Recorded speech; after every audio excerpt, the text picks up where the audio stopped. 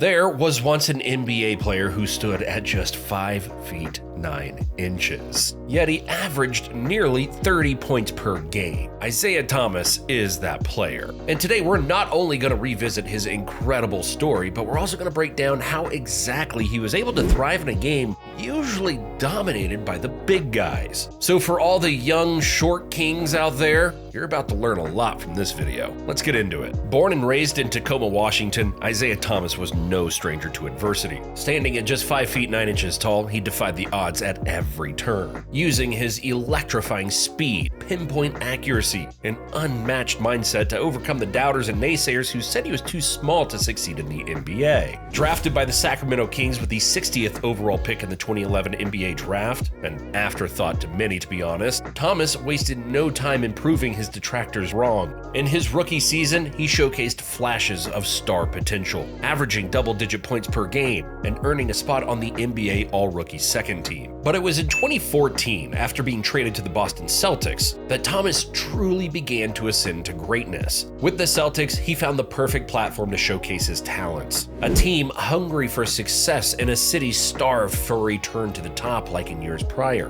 The 2016-17 season would prove to be a watershed moment in Thomas's career. From the opening tip-off, he was a man on a mission, leading the Celtics to a whole new level with his ability to put the ball in the hoop, unselfish play style, and unshakable leadership that many players today still talk about. Night after night, Thomas dazzled fans and confounded opponents with his breathtaking displays of skill at such a small height. Whether it was his lightning-fast drives to the basket, his deadly accurate three-point shooting, or his uncanny ability to find open teammates with pinpoint passes, Thomas seemed to possess an answer for every challenge that came his way, which at that size is a skill that develops at an early age. And unfortunately, it will always be more challenging for smaller players to get to the next level, especially for shorter hoopers at the high school level. Because like I just said, the challenges faced by short basketball players begin at a young age, as they can often find themselves overlooked and underestimated in a sport that values height and athleticism above all else. Coaches and scouts tend to prioritize players with prototypical size, believing that height equates to talent and potential, which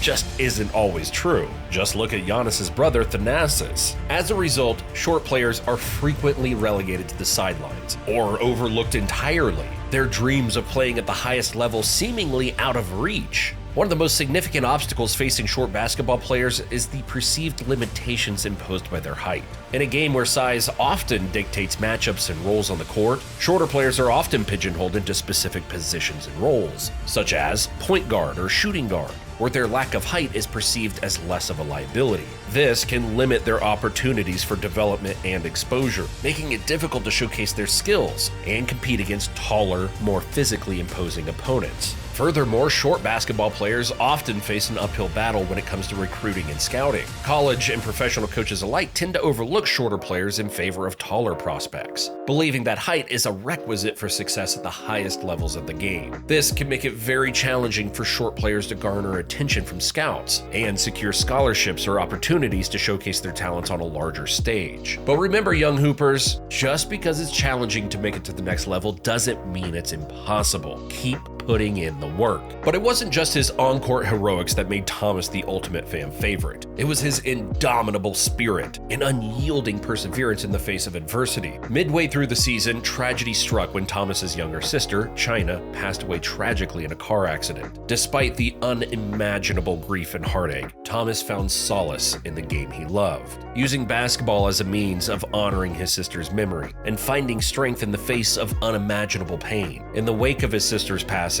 Thomas went on a tear unlike anything the NBA had ever seen. With a heavy heart, he put the Celtics on his back, leading them to a miraculous playoff run that defied all expectations. But just how exactly was he so damn elite while standing shorter than my refrigerator? Especially when shorter players have always been told they won't play in the NBA due to being small. Well, the story of small NBA players traces back to the early days of the league, when giants like George Mikan and Wilt Chamberlain dominated the paint with their towering presence. Standing in stark contrast were players like 5'9" Earl Boykins, who, despite his diminutive stature, possessed a heart and determination unmatched by his taller counterparts. Boykins emerged as a hero of hope for undersized players everywhere, carving out a successful career spanning 13 seasons in the NBA. His lightning-fast speed, underrated ball handling skills, and fearless drive to the basket made him a fan favorite, and a nightmare for opposing defenders. But it was the arrival of Nate Robinson that truly captured the imagination of the basketball world.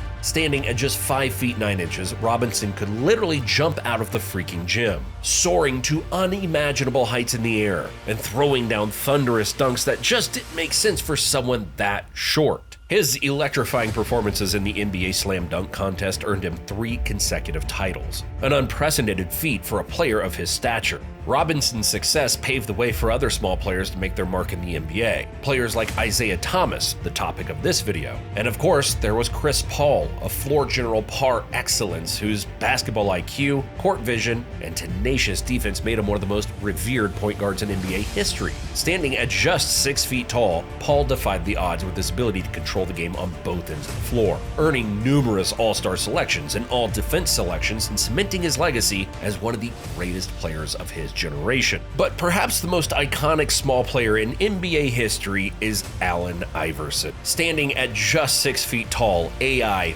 redefined the point guard position with his electrifying scoring ability, lightning-fast speed, and fearless demeanor on the court. And yes, that fearless quality seems like a must-have for shorter players. But despite facing constant scrutiny and skepticism due to his size, Iverson silenced his critics with his transcendent talent and unyielding will to win. Iverson's impact was felt both on and off the court. He inspired a generation of undersized players to dream big, work hard, and never let their size limit their aspirations. So Thomas even being given a chance goes back to some of the smaller guys who came before him. Not to mention the man who literally has the exact same name as him, Detroit Pistons legend Isaiah Thomas. But like we were going over earlier, you have to be extremely skilled to thrive as a smaller player. For starters, you would have thought Thomas would be a terrible finisher on the inside. However, it was the complete opposite. His speed, IQ, and ability to complete acrobatic finishes was insane.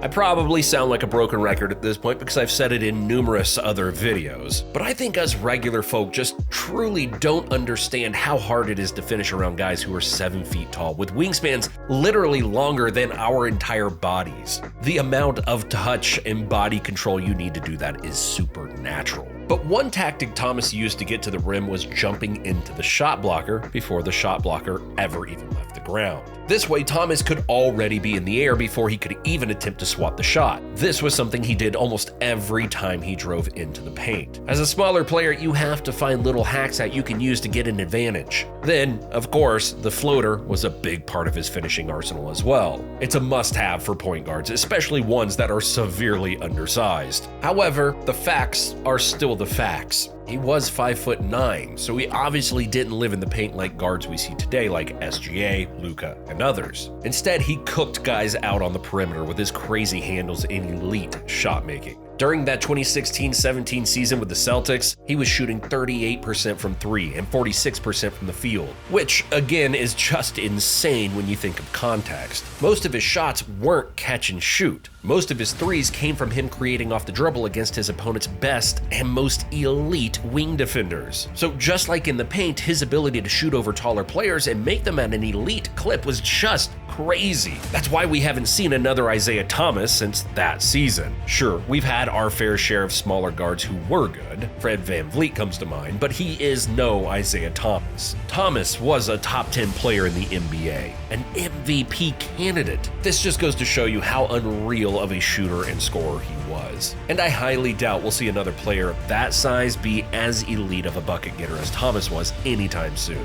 Truly a one of one.